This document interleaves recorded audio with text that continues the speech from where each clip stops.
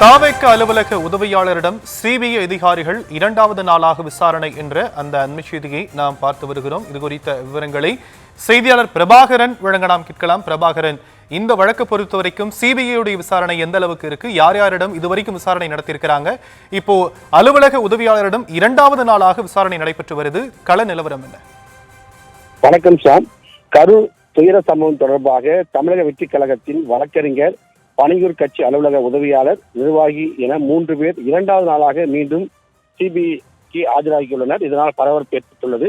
கரூர் வேலுச்சாமிபுரம் பகுதியில் செப்டம்பர் மாதம் 27ஆம் தேதி தமிழக வெற்றி கழக தலைவர் விஜய் பரப்புரையின் போது கூட்ட நெரிசல் காரணமாக 41 நபர்கள் உயிரிழந்தனர்.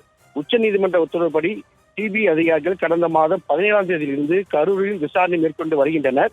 வேலுச்சாமிபுரம் பகுதியைச் சேர்ந்த பொதுமக்கள், வியாபாரிகள் என 25க்கும் மேற்பட்ட நபர்கள் மற்றும் பாதுகாப்பு பணியில் ஈடுபட்டிருந்த 19 காவலர்கள் விசாரணை மேற்கொண்ட நிலையில் கூட்ட நெரிசலின் போது பாதிக்கப்பட்ட நபர்களை மீட்பதற்கு வந்த ஆம்புலன்ஸ் ஓட்டுநர்கள் மற்றும் உரிமையாளர்கள் 4வது நாளாக சிபிஐ அதிகாரிகள் விசாரணை மேற்கொண்டு வரும் நிலையில் 3 நாட்களாக 25 நபர்களிடம் விசாரணை மேற்கொண்டுள்ளனர்.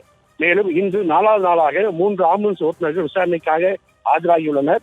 மேலும் தமிழக வெற்றி கழக கட்சியின் வழக்கறிஞர், அரசு மற்றும் பணியூர் கட்சி அலுவலகத்தின் உதவியாளர் குரு, நிர்வாகி ஒருவர் என மொத்தம் 3 நபர்கள் சிபிஐ விசாரணைக்காக நேற்று ஆஜராகி சிசிடிவி வீடியோ உள்ளிட்ட பல்வேறு ஆவணங்களை வழங்கிவிட்டு 1 மணி நேர விசாரணைக்கு பிறகு சென்றனர். இந்த நிலையில் மீண்டும் 2வது நாளாக அந்த 3 நபர்களும் ஆஜராகி உள்ளனர் என்பது குறிப்பிடத்தக்கது.